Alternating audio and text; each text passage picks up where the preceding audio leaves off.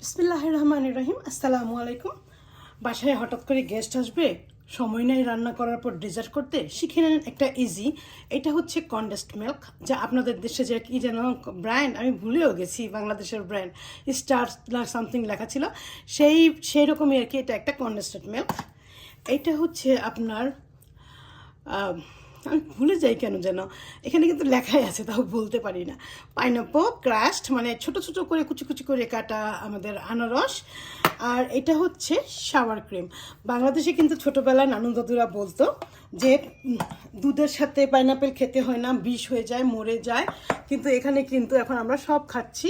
যাই হোক, এই যে একটা বাটি নিয়ে নিয়েছি, আমি আজকে আপনাদেরকে দেখাবো ঝটফট কী করেন।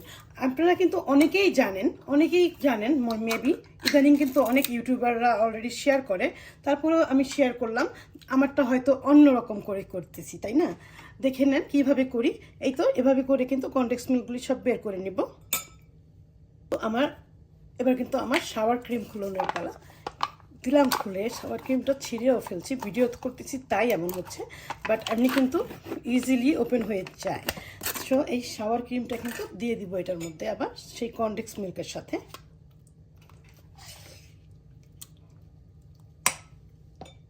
এবার হচ্ছে আনারসের পালা। আমার কিন্তু ক্যান ওপেন আছে, বাট এই ধরনের ক্যান আমার ভালো লাগে, because it's easy to open. এখন যে ওপেন করে ফেলেছি, তারপরে নিয়েছি একটা স্ট্রেনার। সেই স্ট্রেনারে কিন্তু দিয়ে দিয়েছি, এই যে পানি পড়ছে এখান থেকে। এটাকে আমি আবার একটু ধুয়ে নিব।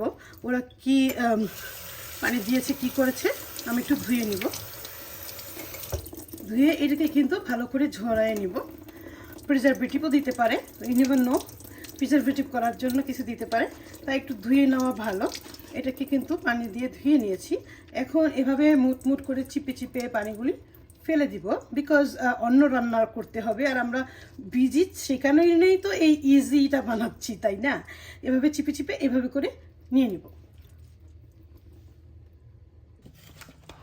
এখন কিন্তু সেই পাইনাপেলগুলো এখানে দিয়ে দিচ্ছি, মানে কুচি করা আনারস। কেমন কুচি সেটাও দেখাই দিচ্ছি। এই যে একটা কিন্তু এরকম বড় আছে, একটা ছোট আছে, সব কিছু মিলিয়ে কিন্তু এই রকম। এখন এগুলিকে ভালো করে একসাথে সব মিশিয়ে নেব, ভালো করে। কেউ চিনি খেতে কম পছন্দ করে, তারা কিন্তু অল্প কনডেন্সড মিল্ক দেয়, কিন্তু সেটাতে আমার কাছে পানসা লাগে। আমি চিনি খেতে পছন্দ করি বেশি, তাই কিন্তু আমি পুরাটা দিয়ে দিই।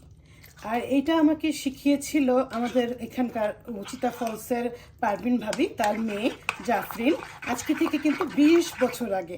কিন্তু আমি এখনও এইভাবেই করি। আমার বড় মেয়ে খুবই পছন্দ করে, মেজো মেয়েও করে, বাট বড় মেয়ে খুবই পছন্দ করে। এই একটা মাত্র ডেজার্টই সে খায়। আর মাঝে মাঝে বলে রাইস পুডিং, তার মানে ফিরনিটা মাঝে মাঝে খায়। যাই হোক, এটা কিন্তু এভাবে করে মাখিয়ে নিলাম কথা বলতে বলতে। মিক্স করে ভালো করে মিক্স করে সুন্দর করে এখন রেখে দিবেন ফ্রিজে। এখনও রেডি টু ইট, কিন্তু দেখাচ্ছি আমি।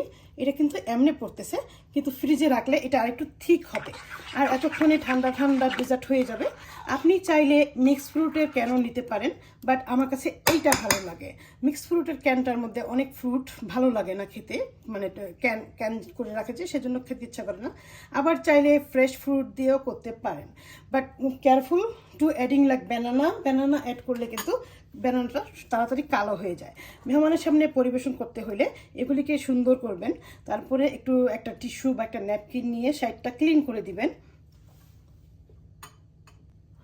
আমি দেখিয়ে দিচ্ছি কিভাবে সাইডটা আমি টিস্যু দিয়ে ক্লিন করেছি। অ্যান্ড দেন এইটা তো এখন ready to serve, and then ফ্রিজে রাখলেই হবে, আর গেস্টও আসবে সেই অনেকক্ষণ পর, তাই কিন্তু আমি এখন দেখিয়ে দিলাম। তাহলে এভাবে করে দেখবেন কেমন লাগে। ভালো থাকবেন, সুস্থ থাকবেন, আর আমার সাথেই থাকবেন। আল্লাহ হাফেজ।